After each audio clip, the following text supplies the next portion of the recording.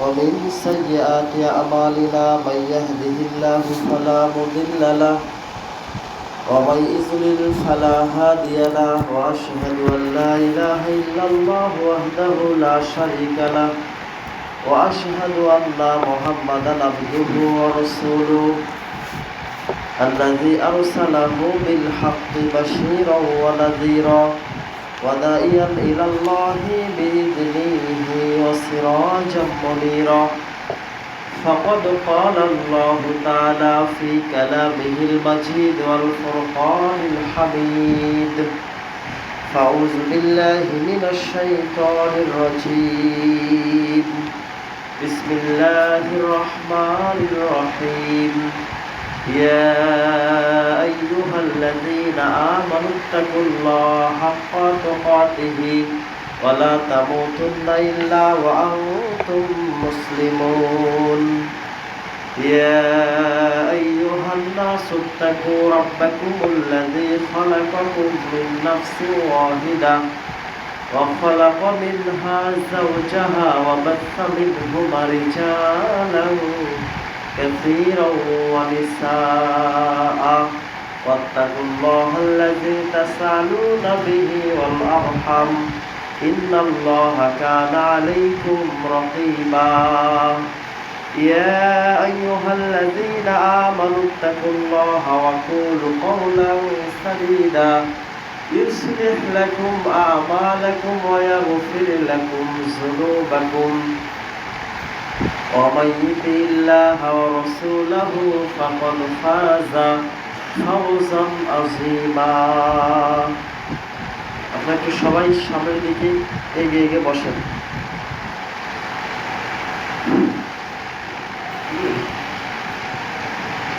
أعوذ بالله من الشيطان الرجيم بسم الله الرحمن الرحيم وإن طلقتموهن من قبل أن يتمساهن وقد فرضتم لهن فريضة فنصف ما فرضتم إلا أن يعفوا أو يعفو الذي بيده عقدة النكاح وأن تعفوا أقرب للتقوى ولا تنسوا فضل بينكم إن الله بما تعملون بصير عن أبي هريرة رضي الله تعالى عنه قال رسول الله صلى الله عليه وسلم قال ما نقصت صدقة من مال وما زاد الله عبدا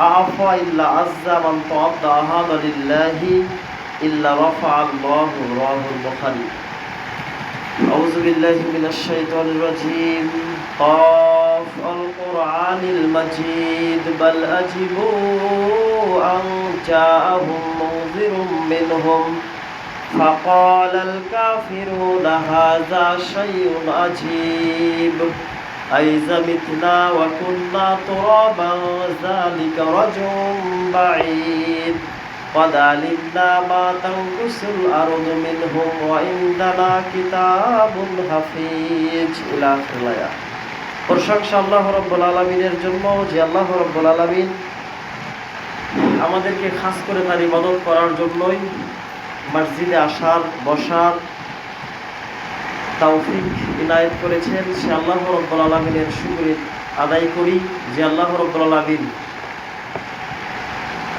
সারা গ্রাম থেকে আমাদেরকে বেছে বেছে খুতবার আগে মসজিদে আসার এবং ফজিলতগুলো লুটে নেওয়ার তৌফিক দান করেছেন সে আল্লাহর শুকরিয়া আদায় করি আলহামদুলিল্লাহ।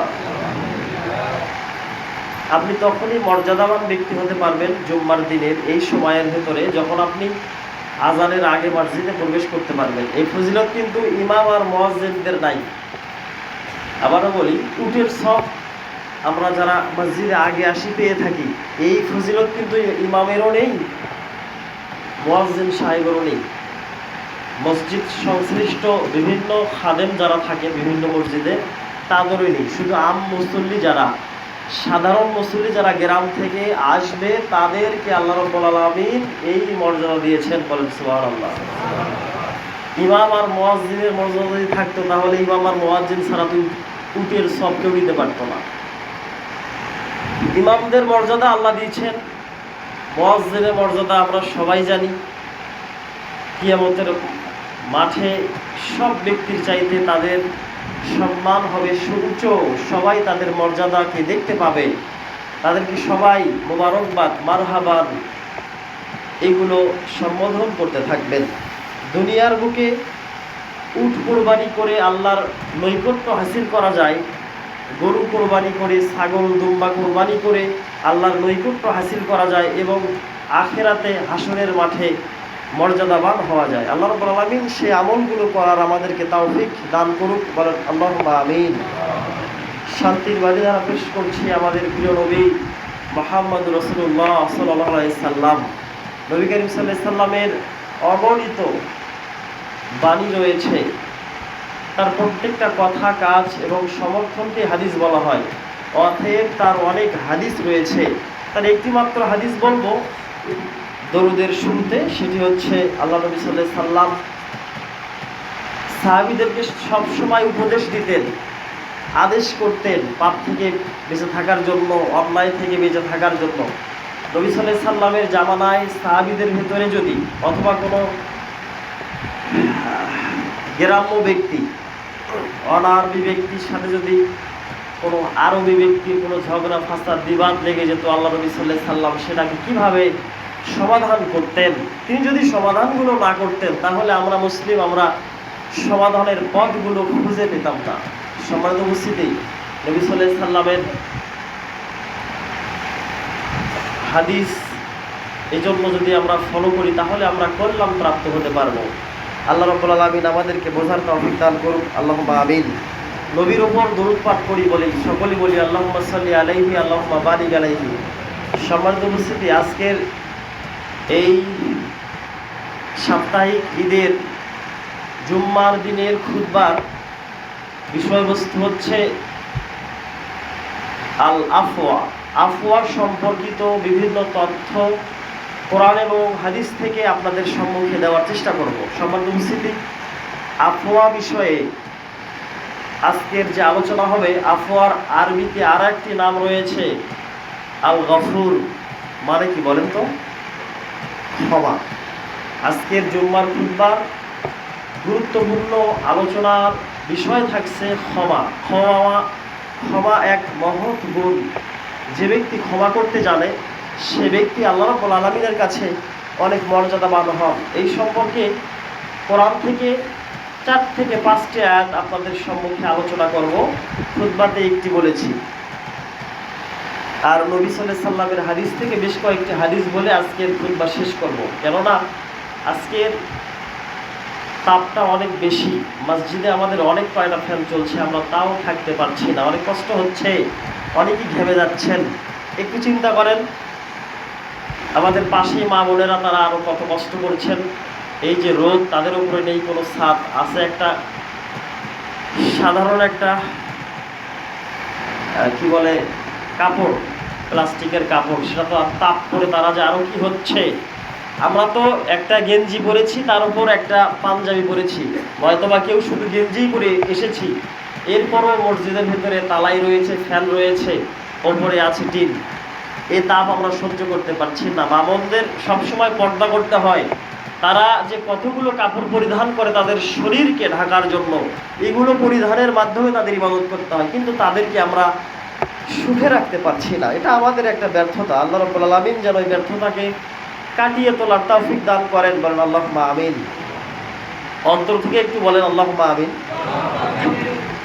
সম্মানিত উপস্থিতি, ক্ষমা সম্পর্কে একটি আলোচনা আমরা করতে চাচ্ছি। আল্লাহ রাব্বুল আলামিন যদি তৌফিক ইনায়েত করেন, আপনাদেরকে এই আফওয়া, এই গফুর, ক্ষমা সম্পর্কে গুরুত্বপূর্ণ কিছু ফায়দা দেওয়ার চেষ্টা করব বলে আশা রাখছি। আল্লাহ রাব্বুল আলামিনের কাছে ওমা তৌফিক ইল্লা বিল্লাহ, আলাইহি তাওয়াক্কালতু ওয়া ইলাইহি উনীব। সম্মানিত উপস্থিতি, আফওয়া এর শব্দ, এটা একটা আরবি শব্দ, এর অর্থ হচ্ছে ক্ষমা। এর আরও একটি অর্থ রয়েছে যেটাকে বলা হয় আল গফফার, যেটাকে আল্লাহর নামই নামকরণ করা হয়েছে। আল্লাহ রাব্বুল আলামিনের 99টি নাম রয়েছে। নবী করিম সাল্লাল্লাহু আলাইহি সাল্লাম বলেন, যদি কোনো ব্যক্তি 99টি নাম আয়ত্ত করতে পারে, মুখস্থ করতে পারে, সে ব্যক্তি বিনা হিসাবে জান্নাতে যাবে। বলেন সুবহানাল্লাহ। এটাকে শুধু মানে মুখের ভাষায় শুধু আল্লাহ রহমানুর রহিম ওয়াস সাত্তার মালিকুল কুদ্দুস সালামুল মুহাইমিনুল মুদ্দাসসির ইত্যাদি বললেই শুধু হবে না, এর প্রত্যেকটা অর্থের বিষয়কে নিজেকে মেনে নিতে হবে। যেমন তার নাম হচ্ছে খালেক, তিনি সৃষ্টিকর্তা। তো এই সৃষ্টিকর্তা কি বাংলার মানুষ আমরা সবাই আল্লাহকে মানি সৃষ্টিকর্তা হিসেবে? যদি মানতাম তাহলে আর মাজারে যেত না, যদি মানতাম তাহলে আর পীরের কাছে যেত না, যদি মানতাম তাহলে মুসলমান হয়ে মা কালী দুর্গার কাছে যেত না সন্তান দেওয়ার জন্য। যদি এই খালেক শব্দের অর্থ এবং আরও পারিভাষিক কিছু অর্থ যদি আমরা জানতাম, তাহলে এই ধরনের অন্যায় কাজগুলো আমাদের দ্বারা কখনো ঘটতো না। আল্লাহ রাব্বুল আলামিনের একটি নাম রয়েছে আল ওয়াহিদ, তিনি হচ্ছে একক, তার কোনো শরীক নেই, কিন্তু আমরা শরীক বানাচ্ছি। আমরা যে কোনো এক ব্যক্তিকে আমাদের ইলাহ মনে করছি, আমরা যে কোনো এক ব্যক্তিকে প্রভুর বিশেষ দূত মনে করছি, তার কাছে আমরা অনেক কিছু চাচ্ছি।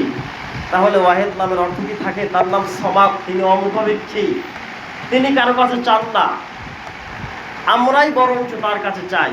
কিন্তু আমরা আল্লাহর কাছে চাইতে চাইতে অন্য ব্যক্তির কাছেও চাই, অন্য পীরের দরগাতে চাই, মাজারে চাই। তাহলে কি সমাদ নামের অর্থ আমরা বুঝলাম? অনুরূপভাবে 99টি অর্থ রয়েছে, প্রত্যেকটা অর্থের মহত্ব বুঝতে হবে। যাচ্ছিলাম গফুর সম্পর্কিত কথা। গফুর মানে দয়াবান, ক্ষমাশীল। মানুষ যে হারে আল্লাহর সাথে নাফরমানি করে, মানুষ যেভাবে যে অধিক হারে আল্লাহর সাথে বেঈমানি করে, আল্লাহ কিন্তু পারতেন অন্য অন্য। আমরা কিন্তু ইতিপূর্বের জুম্মার খুতবায় বিভিন্ন নবীদের আযাবের ঘটনাগুলো আমরা জেনেছি। তাদেরকে কেন কোন অপরাধের জন্য খুব তাড়াতাড়ি আযাব দেওয়া হয়েছে, আমাদেরকে কেন দেওয়া হচ্ছে না। আমাদের নবীর উপরে এই 99টা নামের একটা সিফাত আল্লাহ রাব্বুল আলামিন জারি করে দিয়েছেন, বলেন আলহামদুলিল্লাহ। যার জন্য আমরা যে অন্যায় ফাসাদ কুকর্মগুলো করে থাকি, সাথে সাথে এর বিনিময় প্রতিদান জাযা আল্লাহ দেন না। আল্লাহ উম্মতে মুহাম্মাদের জন্য একটু করুণা করেন, যার নাম হচ্ছে রহমান, তিনি হচ্ছে অত্যন্ত দয়ালু। বলেন সুবহানাল্লাহ। তার দয়া দেখে আমরা বেঁচে আছি, নচেত আমাদের যে কি অবস্থা হতো, যা ইতিপূর্বে বিভিন্ন আলোচনায় আপনারা শুনেছেন। সম্মানিত উপস্থিতি, এবারে আসেন ক্ষমা। এটা আবার কি? ক্ষমা হচ্ছে, ক্ষমা এমন একটি জিনিস, এর আরও অনেকগুলো অর্থ, বিশেষ অর্থ থাকতে পারে। যেমন ক্ষমার একটা নাম হচ্ছে সহিষ্ণুতা, সহ্যগুণ। একজন আমার সাথে অন্যায় করেছে, আমি তাকে সহ্য করে নিয়ে তাকে ক্ষমা করে দিলাম, এটাকেও একটা ক্ষমা বলা হয়। ক্ষমার আর একটা আছে তিতিক্ষা। ক্ষমার আরও অর্থ আছে অপরাধীর যে অপরাধ করেছে তার দোষকে আল্লাহর সন্তুষ্টির জন্য ক্ষমা করে দেওয়ার নামই হচ্ছে আফওয়া তথা আল গফুর। সম্মানিত উপস্থিতি, আল্লাহ রাব্বুল আলামিন এই ক্ষমা করার বিষয়ে আমাদের নারী পুরুষদেরকে সম্বোধন করে সূরা বাকারার 223 নম্বর আয়াতে স্পষ্টভাবে বলে দিয়েছেন। 23 থেকে 40 নম্বর আয়াত পর্যন্ত নারী পুরুষের স্বামী স্ত্রী বিষয়ে সূরা বাকারার বিশদ একটি আলোচনা দেওয়া হয়েছে, আল্লাহ পাক দিয়েছেন। সেখান থেকে একটি আয়াত আমি আপনাদের সম্মুখে পাঠ করেছি, আয়াতের অর্থ এবং আয়াত আমরা আবারও জানবো। আউযু বিল্লাহি মিনাশ শাইতানির রাজিম। ওয়া ইন তাল্লাকতুমুহুন্না মিন ক্বাবলি আন তামাসসুহুন্না ওয়া ক্বাদ ফারাসতুম লাহুন্না ফারিদাতান ফানিসফু মা ফারাসতুম ইল্লা আন ইয়াফু। আল্লাহ রাব্বুল আলামিন স্পষ্ট বলে দিলেন, যদি তোমাদের কেউ বিবাহ বন্ধনে আবদ্ধ হয়ে যায় এবং তার স্ত্রীকে স্পর্শ করার পূর্বেই যদি তালাক দিয়ে দেয়। এই আয়াতের অনেক ব্যাখ্যা রয়েছে তাফসির ইবনে কাসিরের ভেতরে, তাফসিরে আহসানুল বায়ানের ভেতরে, তাফসিরে জাকারিয়ার ভেতরে, তাফসির ইবনে কাসির জালালাইনের ভেতরে স্পষ্ট এসেছে যে যখন কোনো ব্যক্তি কোনো নারীকে বিবাহ করবে, বিবাহ করার পরে দেখা গেল সেই নারীকে আর তার পছন্দ হলো না, এটা মনের ব্যাপার, পছন্দ না হতে পারে, কিন্তু আল্লাহ রাব্বুল আলামিন সুন্দর একটা পথ পন্থা দিয়েছেন কোরআনের মাধ্যমে আমাদেরকে। সেটি হচ্ছে যদি তার সাথে স্পর্শে না যায়, আর যদি অভিভাবকদেরকে বলে যে এই স্ত্রী আমি গ্রহণ করব না, সেই ক্ষেত্রে আল্লাহ পাকের একটা বিধান, তার জন্য ফারাস্তুম লাহুন্না ফারিদাতান, যেই মহরটা নির্ধারণ করা হয়েছে সেই মহরের অর্ধেক দিয়ে স্ত্রীকে বিদায় করে দিতে হবে। এটা কোরআনের আইন, এটা কোরআনের বিধান, এটাকে মানতে হবে। আমি অধম, আমি জানি না আপনাদেরকে বোঝাতে পারতেছি কি না। স্ত্রী বিবাহ করার পরে আপনি ছেড়ে দিলেন, আর নেবেন না, তালাক দিয়ে দিলেন, এই স্ত্রীর সাথে আর সংসার করবেন না, কিন্তু আপনি স্পর্শ করেননি, আপনার নির্জন বাস হয়নি, সেই ক্ষেত্রে আল্লাহ রাব্বুল আলামিন বলছেন তাকে অর্ধেক মোহর পরিশোধ করতে হবে। এরপর যদি নারী নিজ থেকে বলে যে না, এই স্বামী আমার পছন্দ হয়নি, তবুও নারীকেই স্বামীর পক্ষ থেকে অর্ধেক মোহর পরিশোধ করতে হবে। একটি হাদিস রয়েছে তাফসীর ইবনে জালালাইনের ভেতরে, এক আল্লাহ নবী সাল্লাল্লাহু আলাইহি সাল্লামের একজন কালো সাহাবী ছিল, সেই ব্যক্তি বিবাহ করার পরে তার স্ত্রী নবী করিম সাল্লাল্লাহু আলাইহি সাল্লামকে এসে বলছেন, ইয়া রাসূলুল্লাহ, আমি আমার স্বামীকে আমাকে স্পর্শ করতে দেইনি, আমি ওর সাথে থাকতে রাজি নই। তখন এই আয়াতটি অবশ্য নাজিল হয়। আল্লাহ নবী সাল্লাল্লাহু আলাইহি সাল্লাম বলে দিলেন যে তোমার যে নির্ধারিত মোহর হয়েছে, এই মোহরের অর্ধেক যে তোমাকে ফিরে দিতে হবে, যেহেতু ওই পুরুষ তোমাকে স্পর্শ করেনি, এক্ষেত্রে তোমার বক্তব্য কী? তখন নারী বলছে, আমি যেহেতু তার সাথে সংসার করবই না, আমার মোহর কি লাগবে, আমার মোহর কিচ্ছু লাগবে না, সে মোহর মাফ করে দিয়েছে। আজকে আলোচনা হচ্ছে ক্ষমা বিষয়ে। এই আয়াতের এই অংশের জন্য আজকের এই খুতবাতে এই আয়াতটি নিয়ে আসা হয়েছে। তাই আল্লাহ রাব্বুল আলামিন বলে দিয়েছেন, তাহলে যে মোহর ঠিক করেছে তার অর্ধেক অবশ্যই পরিশোধ করতে হবে। অবশ্য যদি নারীরা ক্ষমা করে দেয় তবে তা আলাদা কথা, বলেন আলহামদুলিল্লাহ। নারী যদি ক্ষমা করে না দেয় তাহলে পুরুষের কোনো বাচস নেই। পুরুষ বিবাহ করেছে কিন্তু একদিনই অতিবাহিত হয়নি, বা একদিন দুই দিন অতিবাহিত হয়েছে, নির্জন বাস হয়নি, তাহলে যদি স্ত্রীরা ক্ষমা করে না দিত তাহলে পুরুষদের জন্য কত বড় জুলুম হয়ে যেত। আল্লাহ রাব্বুল আলামিন পবিত্র কোরআন দিয়েছেন প্রত্যেকটা বিষয়ে সমাধান গ্রহণ করার জন্য। আমরা বাংলার জমিনে যেই অত্যাচার, নিপীড়ন, জুলুম, নির্যাতন আমরা দেখতে পাচ্ছি, আমাদের জানা হচ্ছে, এই প্রত্যেকটা ভেজালের, প্রত্যেকটা বিষয়ের সমাধান আল্লাহ রাব্বুল আলামিন পবিত্র কোরআনের ভিতরে দিয়েছেন। আমরা এগুলো কোরআন পড়তে চেষ্টা করি না, আমরা কোরআন পড়া মানে ভালো লাগে না, অন্য নোভেল নাটক আমরা কিচ্ছু ছাড়ি না, কোরআন আমরা পড়তে চাই না। কোরআন যদি আমরা পড়তাম, কোরআনের প্রত্যেকটা অর্থ এবং এর আনুষাঙ্গিক ব্যাখ্যা যদি আমরা নিজের পড়ে আমল করতে পারতাম, তাহলে আমাদের দেশে এত অশান্তি আর লাগতো না। প্রত্যেকটা বিষয়ে ফয়সালা রয়েছে। সম্মানিত উপস্থিতি, তাই আল্লাহ রাব্বুল আলামিন এই ধরনের ঘটনাকে ক্ষমা করতে বলেছেন। ক্ষমা করলে কি হবে? আল্লাহ রাব্বুল আলামিন স্পষ্ট বলে দিয়েছেন, যদি তারা ক্ষমা করে দেয় তাহলে ওয়ান্তা আফওয়া করাবু লিত্তাকওয়া, যদি এই ধরনের ঘটনায় কোনো ব্যক্তি ক্ষমা করে দেয় তাহলে সেটা হবে প্রকৃত তাকওয়ার পরিচয়। বলেন সুবহানাল্লাহ। ওয়ালা তানসাউল ফাজলা বাইনাকুম, এবং একে অপরের প্রতি বিনয়িতা প্রকাশ পাবে। ইন্নাল্লাহ, নিশ্চয় আল্লাহ, বিমা তা'লামুনা বাসীর, তোমরা যেই কর্মকাণ্ডগুলো করো সেই বিষয়ে আল্লাহর প্রত্যক্ষ দৃষ্টি রয়েছে। আল্লাহ সব কিছু দেখেন এবং বোঝেন। বুঝতে পারছেন? আল্লাহ যে এই কথা বললেন যে ইন্নাল্লাহ বিমা তা'লামুনা বাসীর, আল্লাহ তোমাদের প্রত্যেকটা কর্ম দেখেন, এটা যদি আল্লাহ এটা এজন্যই বলেছেন। এখন নির্জন বাস একজন স্বামী স্ত্রীর ক্ষেত্রে হয়ে গিয়েছে, কিন্তু স্বামী দাবি করছে, মনে করেন স্বামীর স্ত্রীকে ছেড়ে দেওয়ার কোনো ইচ্ছা নাই, স্ত্রী ছেড়ে নিতে চাচ্ছে, কিন্তু এখানে কোরআনের অনুযায়ী যে স্পর্শর কথা বলা হয়েছে, বলেন সুবহানাল্লাহি ওয়া বিহামদিহি, সবাই একটু বলেন সুবহানাল্লাহি ওয়া বিহামদিহি, সুবহানাল্লাহিল আযীম, সুবহানাল্লাহি ওয়া বিহামদিহি, সুবহানাল্লাহিল আযীম। আপনারা একটু আমার দিকে লক্ষ্য রাখেন, আমি যে কথা বলি শোনার চেষ্টা করেন। স্বামী যদি নির্জন বাস গ্রহণ করার পরে স্ত্রীকে ছাড়বে না, কিন্তু স্ত্রী খেতে চাচ্ছে না, সেই ক্ষেত্রে যে পুরো মানে তাকে যদি স্পর্শ করা হয় স্ত্রীকে যদি স্পর্শ করা হয় তাহলে সম্পূর্ণ মহরই পরিশোধ করতে হবে, কিন্তু স্পর্শ না করার কারণে অর্ধেক মাফ আর অর্ধেক দিতে হচ্ছে। কিন্তু এখন কোনো স্বামী যদি চালাকি করে বলে যে তার সাথে আমার নির্জন বাসী হয়নি, অতএব আমি অর্ধেক মোহর দেব, সেই সম্পর্কে আল্লাহ স্পষ্ট বলেছেন যে ইন্নাল্লাহ, নিশ্চয় আল্লাহ, বিমা তা'লামুনা বাসীর, তোমরা যে কর্মকাণ্ড করো সেগুলো আল্লাহ দেখেন। এখানে আপনি ঠকাঠকি করবেন, ঠকাবেন একে অপরকে, পরকালে গিয়ে আপনি কি করবেন? আল্লাহর চোখে তো সব কিছু ক্যামেরা হিসাবে সেভ আছে, ভিডিও রয়েছে, আপনি সেখানে কি করবেন? সেই কথা আল্লাহ এটা বুঝিয়েছেন। এবারে আসেন, যদি কোনো অপরাধীকে কোনো জালেম ব্যক্তিকে কোনো মাজলুম ব্যক্তি ক্ষমা করে দেয়, তাহলে আল্লাহ তাকে অত্যন্ত ভালোবাসেন। তার একটি দলিল সূরা নিসার 149 নম্বর আয়াতে আল্লাহ রাব্বুল আলামিন বলে দিয়েছেন, আউযু বিল্লাহি মিনাশ শাইতানির রাজীম, ইন তুবদু খায়রান আও তুখফুহু আও তা'ফু আন সাউই ফাইন্নাল্লাহা কানা আফুওয়ান কাদিরা।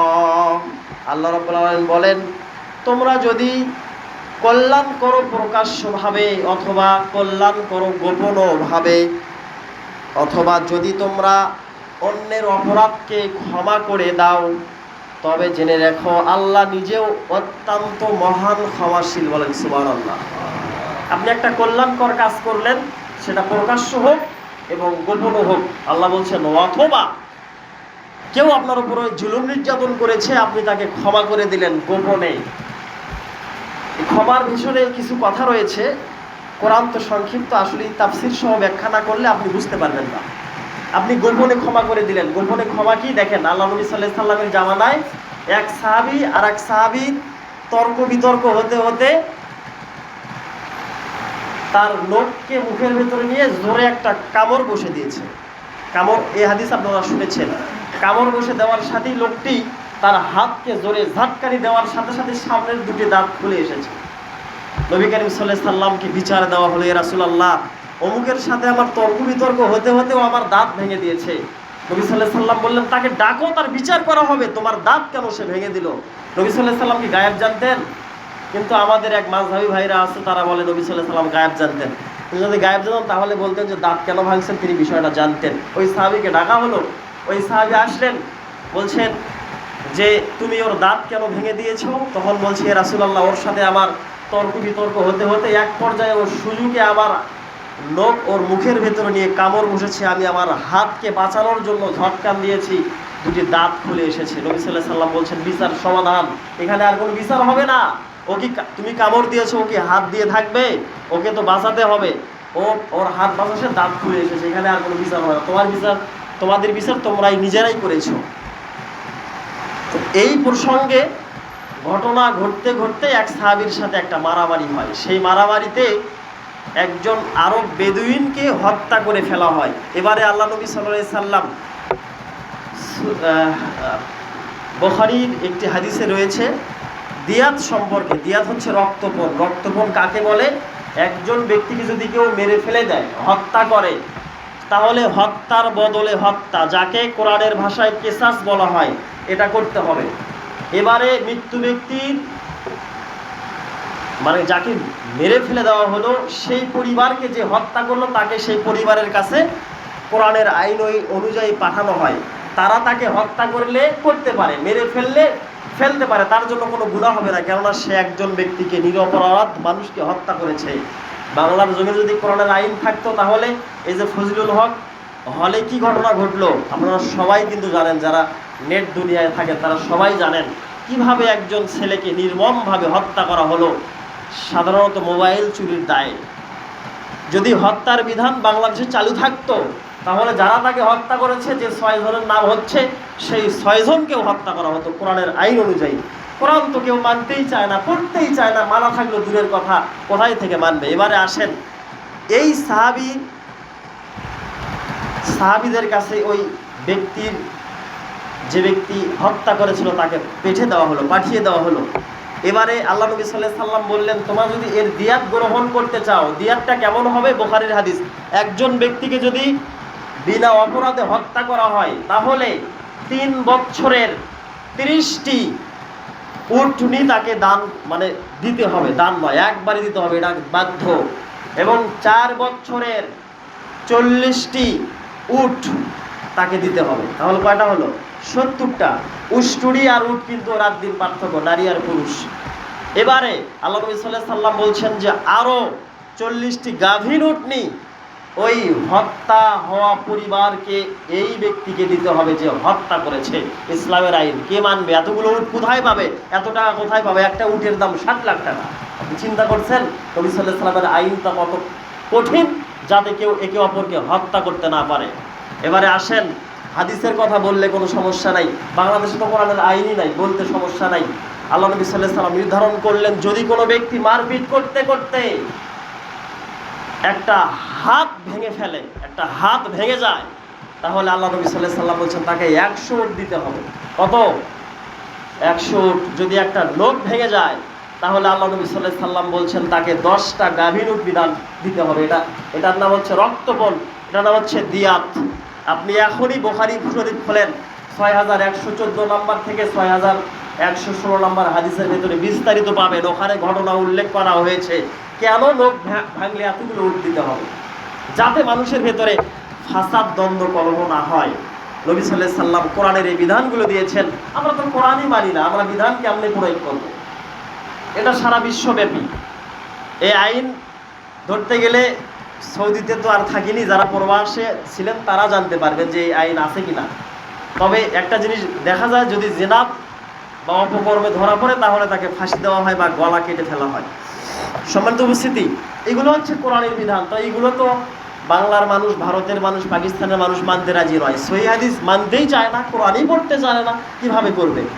তো আল্লাহ রাব্বুল আলামিন তাই বলছেন এই আয়াতে, যদি এই যে রক্তপণ দিয়াত দেওয়াতে এই নিহত ব্যক্তির পরিবার যদি ক্ষমা করে দেয়, কিসের ভিত্তিতে?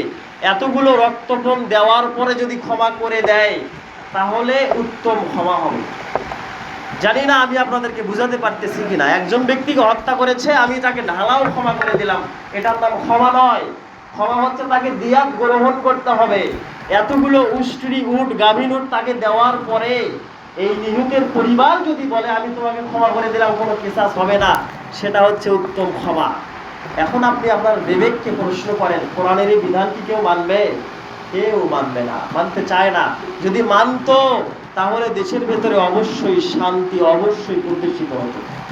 সম্মানিত উপস্থিতি, সেই কথা আল্লাহ পাক বলছেন, যদি তোমরা ক্ষমা করে দাও তাহলে জেনে রাখো আল্লাহ উত্তম ক্ষমাশীল, তিনি বেশি বেশি ক্ষমা করেন।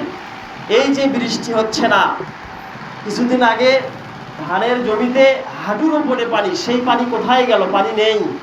অনেক মানুষ আজকে আল্লাহকে গালিগালাজ করছে, মেঘের একটু আক্কেলও নেই, হিতাহিত জ্ঞান নেই, আকাশ কোনো বৃষ্টি দিচ্ছে না, আল্লাহর কি কোনো কাম? এই যে ভাইটিকে হত্যা করা হয়েছে, তার নামে ফেসবুক, ইউটিউবে অনেক কিছু কমেন্ট লিখছে, আল্লাহর কি চোখ নাই, আল্লাহ কি দেখে না? বলেন নাউজুবিল্লাহ, বলেন। আল্লাহ তো সবই দেখে। আল্লাহ তো আপনার আমার মতো সাথে সাথে বিচার করবেন না, তার বিচারের একটা সময় রয়েছে, নির্দিষ্ট সময়ে তিনি বিচার করবেন। দুনিয়াতেও তার ফল ভোগ করাবেন, আখেরাতেও আছে। কিন্তু এই ধরনের কথাগুলো বলে ফেলে, তাতে বোঝা যায় যে তাদের সাথে আল্লাহর কোনো সম্পর্ক নেই।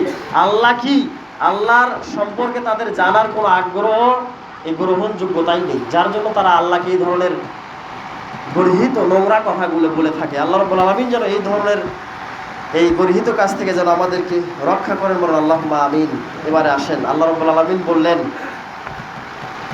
ক্ষমাশীল আল্লাহর মাহবুব, অর্থাৎ আল্লাহর ভালোবাসার পাত্র। আল্লাহ রাব্বুল আলামিন সূরা আলে ইমরানের 134 নম্বর আয়াতে স্পষ্ট বলেছেন, আউযু বিল্লাহি মিনাশ শাইতানির রাজিম, আল্লাযীনা ইউনফিকুনা ফিস সাররাই ওয়াদ দাররাই ওয়াল কাযিমিনাল গায়যা ওয়াল আফিনা আনিন নাসি ওয়াল্লাহু ইউহিব্বুল মুহসিনিন। আল্লাহ পাক বললেন, যারা সচ্ছল অবস্থায় দান করে এবং অভাবের সময়ে দান করে, আল্লাহ রাস্তায় খরচ করে দুই অবস্থাতেই, আর যারা নিজেদের রাগকে সংবরণ করে নেয় এবং মানুষকে ক্ষমা করে দেয়, প্রকৃতপক্ষে আল্লাহ তাআলা এই ধরনের মুহসিন ক্ষমাশীল ব্যক্তিদেরকে আল্লাহ অনেক ভালোবাসেন, বলেন সুবহানাল্লাহ। তাহলে আয়াতে আমরা বেশ কয়েকটি কথা পেলাম। আল্লাহ পাক বললেন, আল্লাযিনা, নিশ্চয় যারা, ইউনফিকুনা, খরচ করে, দান করে, সাদকা করে, ফিস সাররাই ওয়াদ দাররাই, সুখের সময় এবং দুঃখের সময়, ওয়াল কাযিমিনাল গায়জ, এবং রাগের সময় নিজেকে সংবরণ করে, ওয়াল আফিনা আনিন নাস, এবং মানুষকে ক্ষমা করে দেয়, আল্লাহু, আল্লাহ, ইউহিব্বু, ভালোবাসেন, আল মুহসিনিন, সেই ক্ষমাশীল ব্যক্তিদেরকে, ক্ষমাকারী ব্যক্তিদেরকে, বলেন সুবহানাল্লাহ। তাহলে দানের একটু কথা আপনাদেরকে বলি।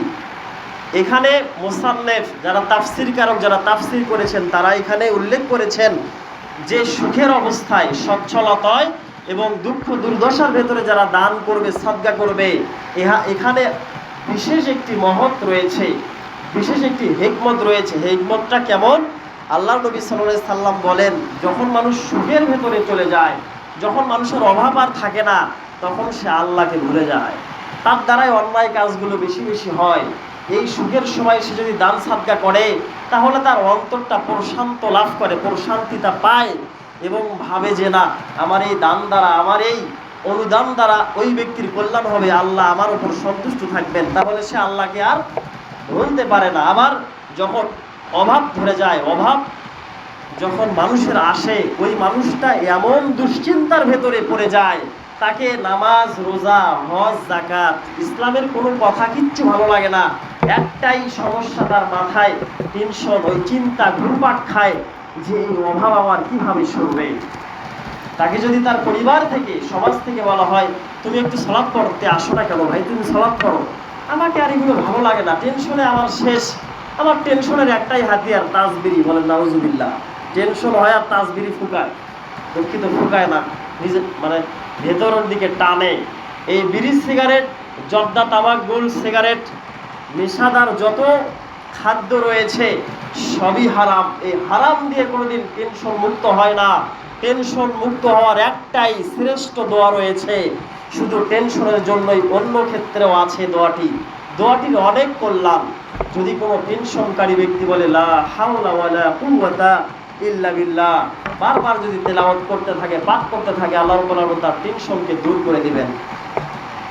এরপর সে যদি বেশি বেশি কোরআন তেলাওয়াত করে, তার টেনশন থাকবে না। এবার আসেন টেনশন সম্পর্কে ছোট্ট একটি কথা বলি। টেনশন যদি কারো হয়, তাহলে সে আর মানুষ থাকে না, সে অমানুষ হয়ে যায়। তার আল্লাহর প্রতি তার কোনো ইবাদতে তার কোনো একাগ্রতা থাকে না, সে গাফেল হয়ে যায়। টেনশন তাকে অন্য বিপদগামী করে দেয়। টেনশন আপনার শুরু করার পিছনে আপনার প্রকাশ্য একজন শত্রু রয়েছে, যে কিনা আমাদের প্রকাশ্য শত্রু। সে থাকে গোপনে, তাকে দেখা যায় না। মাঝে মাঝে রাতের আকাশে তার আলো দেখা যায়, তারা ছিটাছুটি করে, ওগুলো হচ্ছে শয়তান। এই শয়তান হচ্ছে প্রত্যেক আদম সন্তান, নারী পুরুষের অন্তরের গহীনে টেনশন ঢুকিয়ে দেয়। টেনশন হলেই মানুষ বিপদগামী হয়ে যায়, তারা আল্লাহকে ভুলে যায়। তাই আল্লাহ রাব্বুল আলামিন বলছেন, আল্লাযিনা ইউনফিকুনা ফিদ দাররাই ওয়াস সাররাই, যে ব্যক্তি সচ্ছলতা এবং অসচ্ছলতায় দান করবে, আল্লাহ তার দান গ্রহণ করবেন এবং তাকে এই ধরনের পাপ থেকে বাঁচাবেন, বলেন সুবহানাল্লাহ। এবং আল্লাহ বলেন, ওয়াল কাযিমিনাল গায়জা, যে ব্যক্তি রাগের সময় নিজের রাগকে দমন করে রাখে। রাগ যদি আমি দমন করতে পারি, তাহলে আপনার আমার পক্ষ থেকে কোনোদিন অন্যায় হবে না। আল্লাহ নবী সাল্লাল্লাহু আলাইহি সাল্লামের কাছে একজন সাহাবী গেলেন, গিয়ে বলছেন, ইয়া রাসূলুল্লাহ, আপনি আমাকে একটা কিছু উপদেশ দেন, যে উপদেশের জন্য আমি জান্নাত পেতে পারি, আমার আমলগুলো সোজা হয়। তখন আল্লাহ নবী সাল্লাল্লাহু আলাইহি সাল্লাম বলছেন, লা তাকযিব, তুমি রাগ করবে না। লোকটি চলে গেল। আজ থেকে 3 সপ্তাহ আগে এই হাদিসটি আমি আপনাদের সম্মুখে বলেছিলাম। তৃতীয়বার চলে আসলো, তার মনে একটাই আশা যে আমি নবী সাল্লাল্লাহু আলাইহি সাল্লামের কাছে একটা উপদেশ চাইলাম, নবী সাল্লাল্লাহু আলাইহি সাল্লাম আমাকে বললেন রাগ কমাও। তিনি আবারও 4th বারের মতো গেলেন, গিয়ে বলছেন, ইয়া রাসূলুল্লাহ, আমাকে একটু উপদেশ দেন, আমি যেন উপদেশে ভালো হতে পারি, আমি যেন জান্নাত পেতে পারি।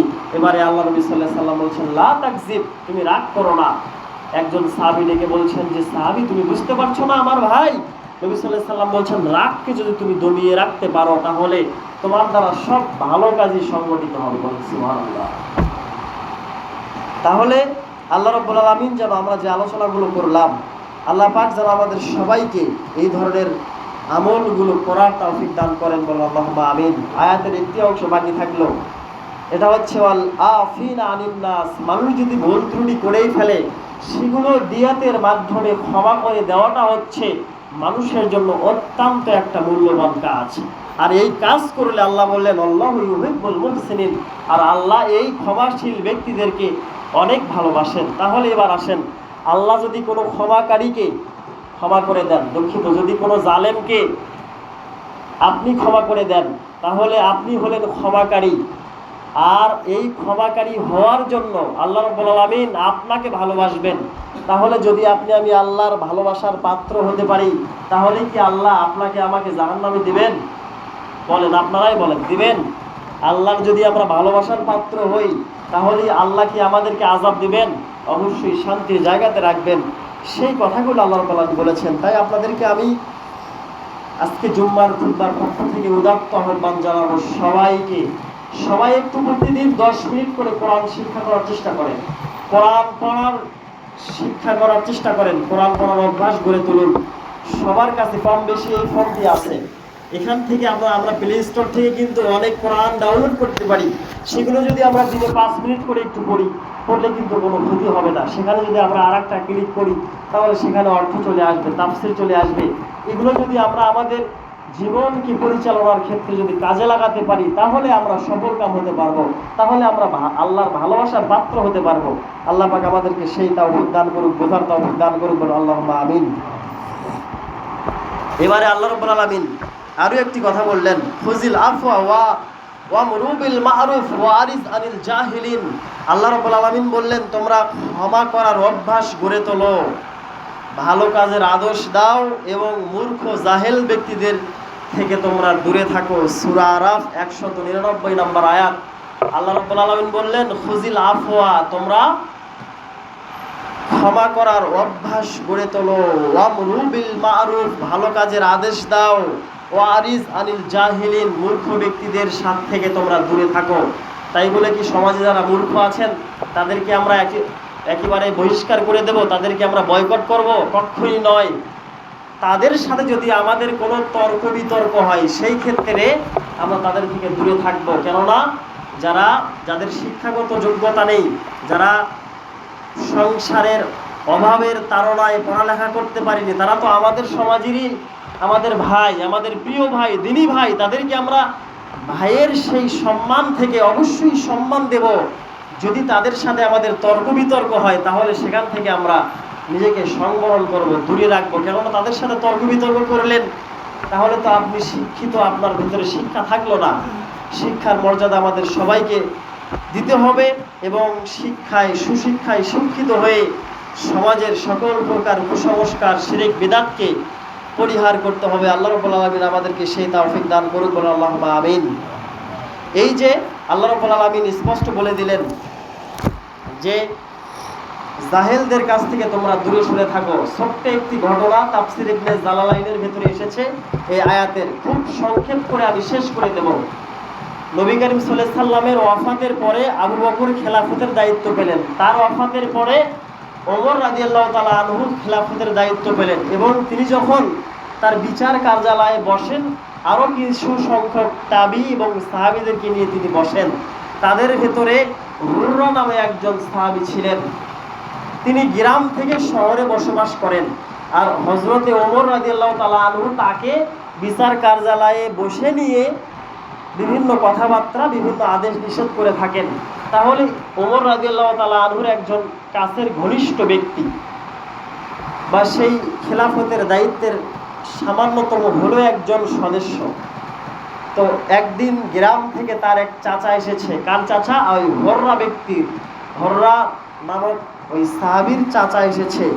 এসে তাকে কিছু পানীয় দেওয়া হয়েছে। তিনি খাওয়ার পরে ভাস্তাকে বললেন যে, ভাস্তা, আমার একটা আশা, আমি একটু আমিরুল মুমিনিন ওমর রাদিয়াল্লাহু তাআলা আনহুর সাথে একটু কথা বলতে চাই। যেহেতু তুমি ওখানকার সদস্য, আমাকে একটু তার সাথে কথা বলানোর একটা ব্যবস্থা করে দিবা।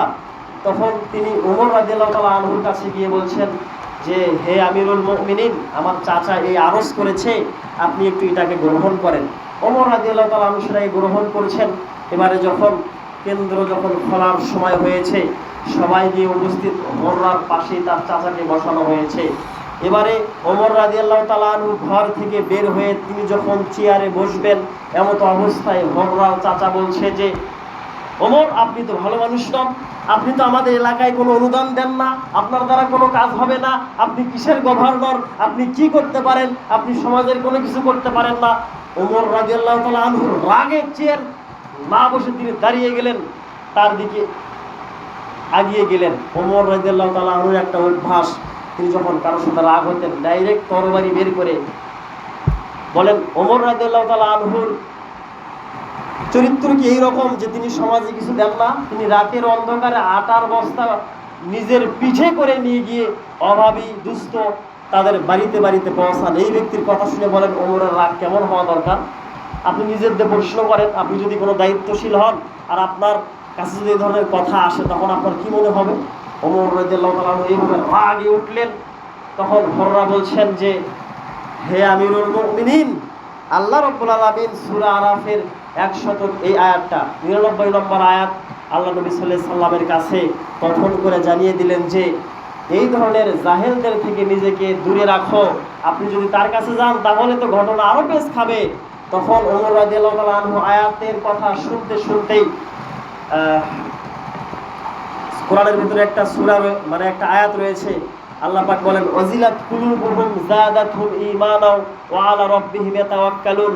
যখন আল্লাহর কোরআন কোনো ঈমানদার ব্যক্তি শোনে, শোনার সাথে সাথে তার শরীরের লোমগুলো দাঁড়িয়ে যায়, সে আল্লাহর ভয়ে প্রকম্পিত হয়, আল্লাহর আযাবকে ভয় করে, আল্লাহর জান্নাতের কথা মনে করে তার আয়াত শোনার সাথে সাথে শরীরের লোমগুলো দাঁড়িয়ে যায়।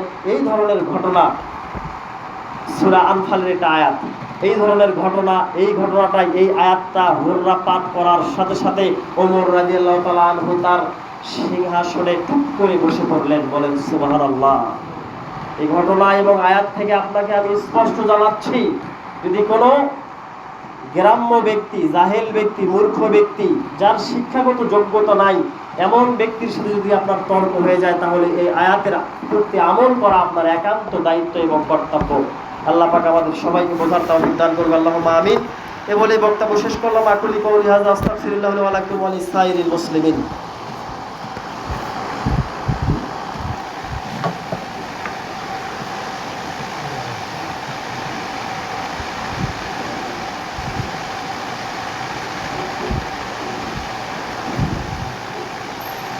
আলহামদুলিল্লাহি রাব্বিল আলামিন ওয়া আকিবাতুল লিল মুত্তাকিন, আসসালাতু ওয়াসসালামু আলা খায়রি খালকিহি মুহাম্মাদিন ওয়া আলিহি ওয়া সাহবিহি আজমাইন। রব্বানা যালামনা আনফুসানা ওয়া ইল্লাম তাগফির লানা ওয়া তারহামনা লানাকুনান্না মিনাল খাসিরিন। রব্বিগফিরলি ওয়া লিওয়ালিদাইয়া ওয়া লিল মুমিনিনা ইয়াওমা ইয়াকুমুল হিসাব।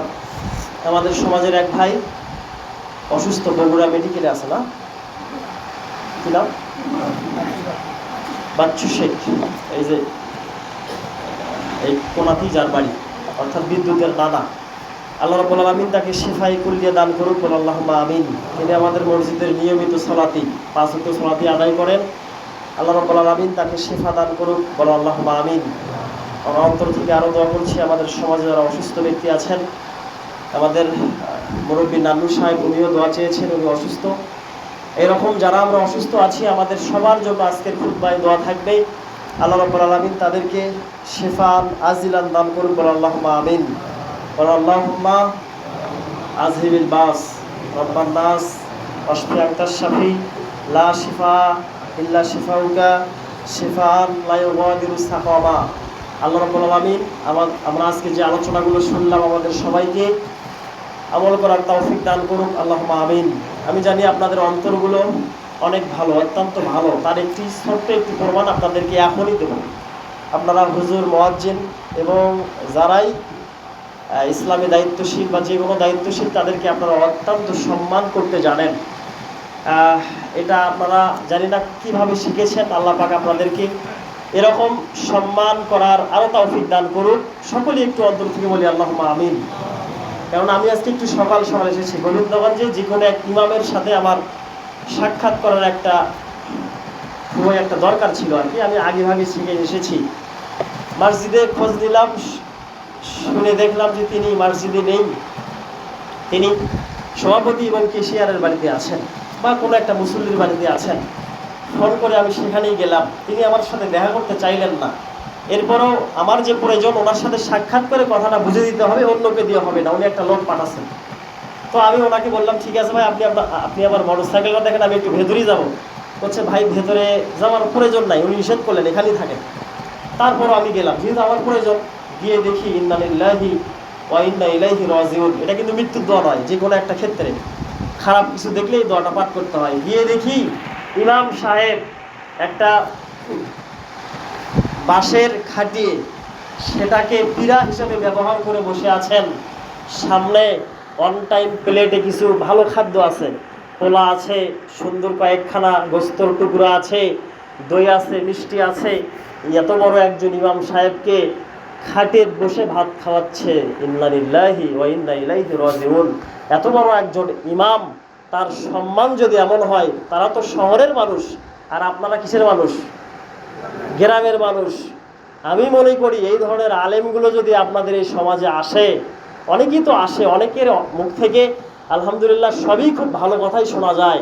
এই ইমাম কোনোদিন আসেনি, যদি কোনোদিন আসে, আর যদি আপনাদের আপ্যায়ন এবং আপনাদের দরদিতা তারা যদি উপলব্ধি করতে পারে, দেখে, তাহলে তারা আরও কি হয়ে যাবে। এই জন্য আমি তখন থেকে মসজিদে আসা পর্যন্ত আপনাদের সবার জন্য অন্তর থেকে দোয়া করছি, এবং এখানে 4 রাকাত সালাত আদায় করেছি, সে সালাতেও আমি আপনাদের জন্য দোয়া করেছি। আল্লাহ রাব্বুল আলামিন আপনাদের মন মানসিকতা, আপনাদের আদর ভালোবাসাকে যেন আপনাদের প্রত্যেকেরই কিয়ামত পর্যন্ত যেন অটুট রাখে, বলেন আল্লাহুম্মা আমিন।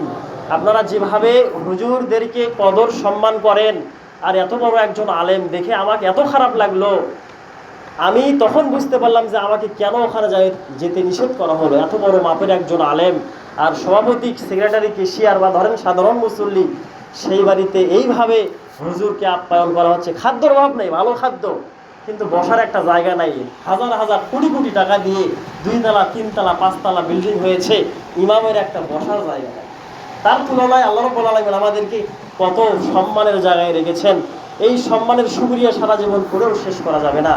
যাই হোক, আমি অনেক সময় নিলাম, দুঃখিত। আপনারা সবাই আমাদের জন্য দোয়া করবেন, আমরাও আপনাদের জন্য অন্তর থেকে দোয়া করি। আল্লাহ রাব্বুল আলামিন এই ধরনের মন মানসিকতা, সেই সাথে আজকে যে আলোচনা করলাম, আপনাদের যে উদারতা, আপনাদের যে তিতিক্ষা, এইগুলো যেন সবসময় অটুট থাকে। এগুলোর দ্বারা যেন আমাদের সমাজের সকল প্রকার ভ্রান্তি, সকল প্রকার অশালীন কার্যক্রম যেন বন্ধ থাকে। আল্লাহ পাক যেন সেই তৌফিক দান করেন, বলেন আল্লাহুম্মা আমিন। আল্লাহুম্মা সাল্লি আলা মুহাম্মাদ ওয়া আলা আলি মুহাম্মাদিন কামা সাল্লাইতা আলা ইব্রাহিম ওয়া আলা আলি ইব্রাহিম ইন্নাকা হামিদুম মাজিদ। আল্লাহুম্মা বারিক আলা মুহাম্মাদ ওয়া আলা আলি মুহাম্মাদিন কামা বারাকতা আলা ইব্রাহিম ওয়া আলা আলি ইব্রাহিম ইন্নাকা হামিদুম মাজিদ। রব্বানা তাকাব্বাল মিন্না ইন্নাকা আনতাস সামিউল আলিম ওয়া তুব আলাইনা ইন্নাকা আনতাত তাওয়াবুর রহিম। পরিশেষে একটি কথা, যখন মানুষ প্রশংসা পেয়ে যায়, তখন কিন্তু প্রশংসার হিতে বিপরীত হয়। এ ধরনের হিতে বিপরীত যেন আপনাদের ভেতরে আমরা কখনো দেখতে না পাই। সর্বদাই যেন আপনারা যেভাবে মানুষকে সম্মান শ্রদ্ধা করেন, সেভাবেই করতে থাকবেন, বলেন ইনশাআল্লাহ। সুবহান রাব্বিকা রাব্বিল ইজ্জাতি আম্মা ইয়াসিফুন, আসসালামু আলাল মুরসালিন, আলহামদুলিল্লাহি রাব্বিল আলামিন। সুবহানাকা